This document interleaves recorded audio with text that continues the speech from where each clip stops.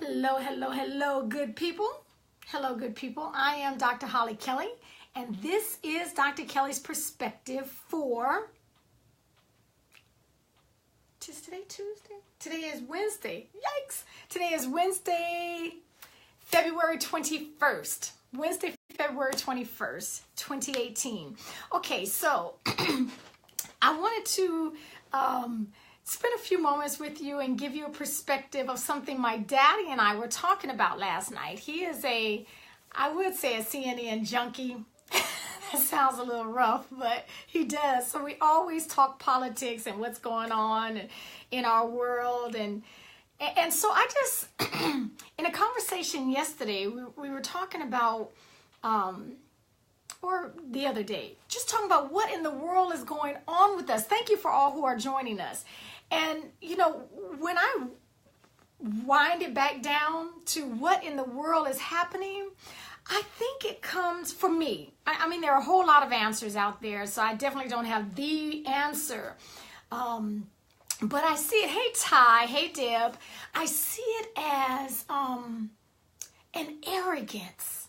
There's a tremendous amount of arrogance and lack of gratitude, not only in our world at large or, you know, at the national level, but you know I'm going to tell you, because I do it to myself. Wind that thing back. Hey, sweetheart. Hey, Tanya. Wind that thing back to what impacts you. Break out the mirror. It's very, very easy to keep it at a they and that and, you know, he and she. And that's too easy. That's elementary. So the only somebody that we have complete control over is the one who looks back at us in the mirror. So the arrogance and the ingratitude and a sense of entitlement. There's a sense of entitlement. And so I try to figure out the why behind stuff.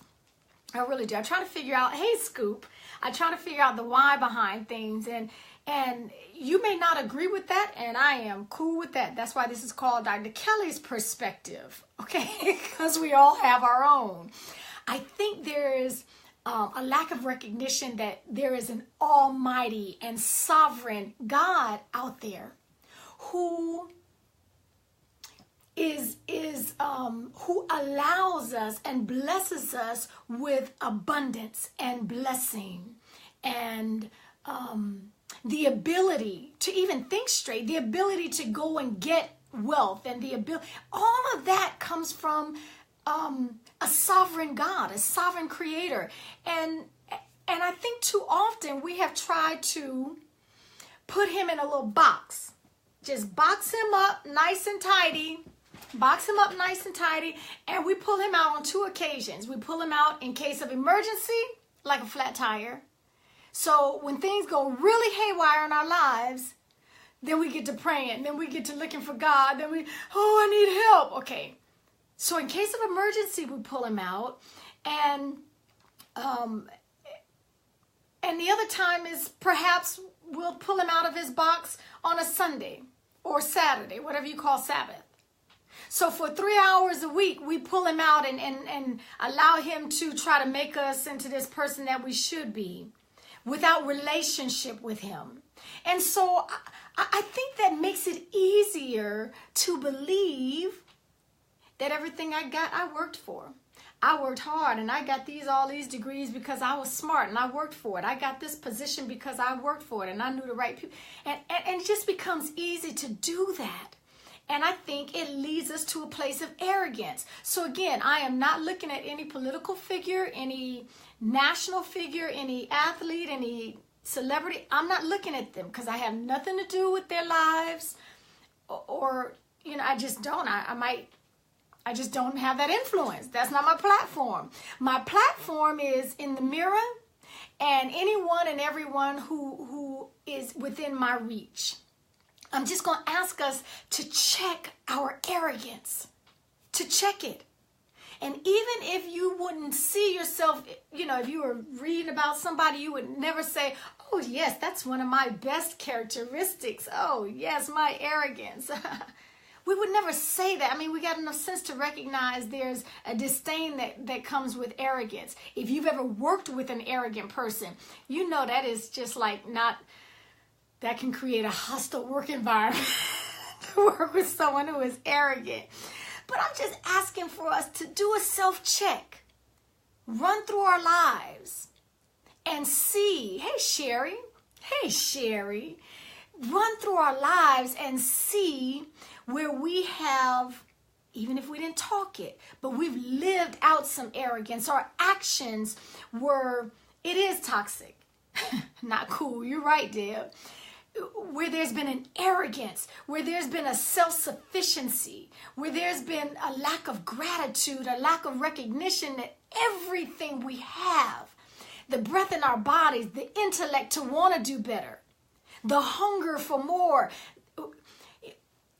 Okay, all of that. We're not doing this on our own. There is a sovereign God who loves us and desires that we look and think and walk and act more like he does.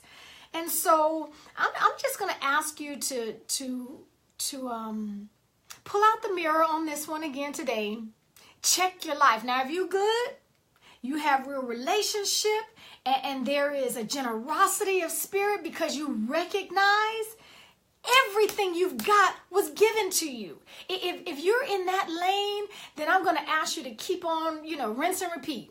Just keep on with where you are. But if we can be honest, there are times when we have been, when we've lived in a place of entitlement. Hey, Tanya. In a place of, or a sense of, yes, you owe me that.